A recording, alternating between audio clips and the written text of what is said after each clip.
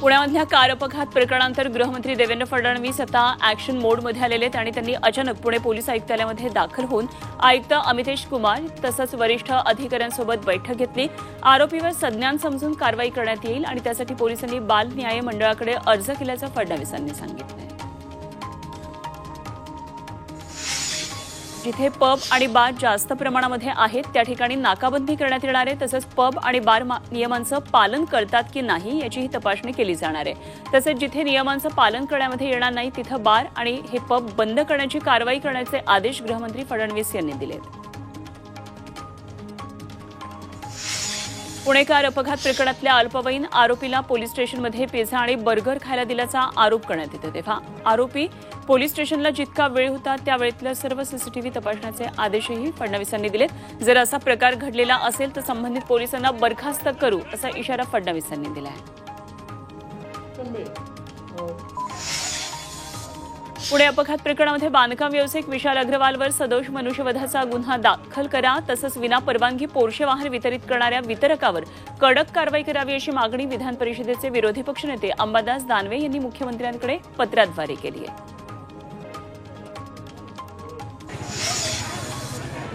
Pune Porsche car अपघात प्रकरणातील संबंधित दोन्ही बार तसंच पबवर आता कारवाई करण्यात आली आहे। अल्पवयीन मुलाला मद्य पुरवल्याप्रकरणात कोझी बार आणि ब्लॅक पबवर कारवाई करण्यात आली आहे आणि हे दोन्ही पब बंद करण्याचे आदेश जिल्हाधिकारी डॉ. सुहास दिवसे यांनी दिलेले आहेत।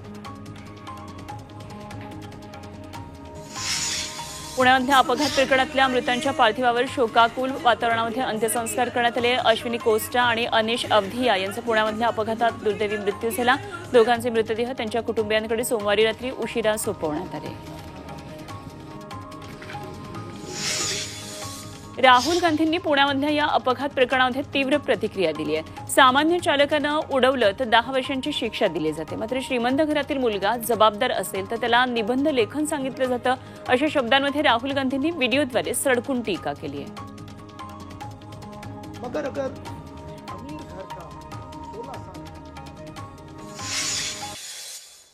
2024 मध्ये नरेंद्र मोदी पंतप्रधान होतील आणि 2029 मध्ये मोदीच पंतप्रधान असतील असा दावा संरक्षण मंत्री राजनाथ सिंग यांनी केलाय। एका इंग्रजी वर्तमानपत्रातल्या मुलाखतीत त्यांनी हा दावा केलाय। यावेळी एनडीएला 400 पेक्षा जास्त जागा मिळण्याचा दावाही राजनाथ सिंग यांनी केलाय। महायुतीला भरघोस यश मिळणार नसल्याचं मोठं विधान आमदार बच्चू कडू यांनी केलंय। राज्यातील लोकसभेच्या निवडणुका पार पडल्यात, आता कुणाला यश मिळेल याकडे सर्वांचं लक्ष लागलेलं आहे आणि यावर बच्चू कडू यांनी महायुतीला घरचा आहेर दिलाय। बच्चू कडू यांनी भाजपच्या 405च्या दाव्यालाच थेट छेद दिलाय।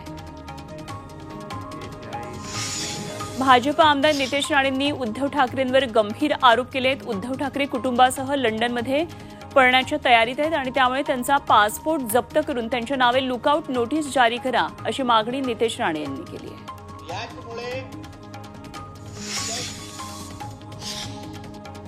काँग्रेस प्रदेशाध्यक्ष नाना पटोलेंनी उत्तर प्रदेशचे मुख्यमंत्री योगी आदित्यनाथांची तुलना रावणाशी केली आणि पटोलेंच्या या विधानामुळे वाद आता पेटलाय। भाजपनं या विधानावर टीका केली आहे। हा केवळ योगींचा नव्हे तर संपूर्ण देशाचा अपमान असल्याची टीका कृष्णा हेगडे यांनी केली आहे।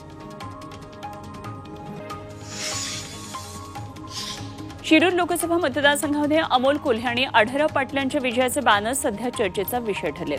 खासदारपदी निवड झाल्याबद्दल अभिनंदन करणारे बॅनर्स निकाला आधीच झळकल्यानं दोन्ही गटांच्या अतिउत्साही कार्यकर्त्यांची अवस्था ही उतावळा नवरा गुडघ्याला बाशिंग अशी झाल्याची दिसतेय। मावळमध्ये अजित पवार गटानं निवडणूक काळामध्ये आम्हाला कोणतीही मदत केली नसल्याचा आरोप मावळचे महायुतीचे उमेदवार श्रीरंग बारणेंनी केलाय। मात्र अजित पवार गटानं प्रवक्ते उमेश पाटील यांनी बारणेंचे हे आरोप फेटाळलेले आहेत।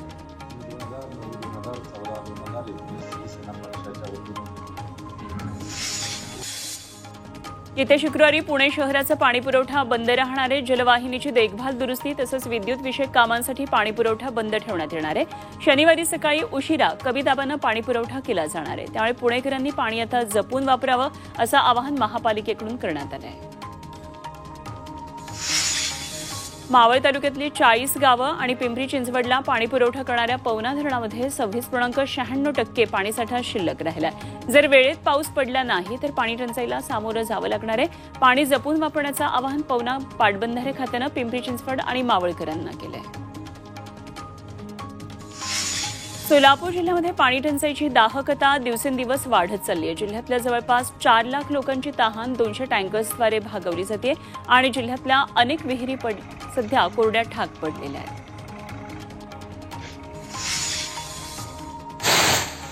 पश्चिम महाराष्ट्र, मराठवाडा आणि पश्चिम विदर्भात 3 दिवस पावसाळी वातावरण हे कायम राहणार आहे। रत्नागिरी, सिंधुदुर्गासह पश्चिम महाराष्ट्रातल्या पुणे, सांगली, सातारा, सोलापूर, कोल्हापूरमध्ये 3 दिवस पावसाचा अंदाज आहे। तसंच मध्य महाराष्ट्र, मराठवाडा आणि पश्चिम विदर्भातल्या बहुतांश जिल्ह्यांमध्ये वादळी पावसाची शक्यता आहे। रत्नागिरीमध्ये पावसानं दमदार हजेरी लावली आणि या पावसामुळे काही भागातला वीज पुरवठा खंडित झालाय। विजांच्या कडकडाटासह मुसळधार पाऊस बरसतोय आणि उष्णतेनं हैराण झालेल्या नागरिकांना काहीसा त्यामुळे आता दिलासा मिळाला आहे।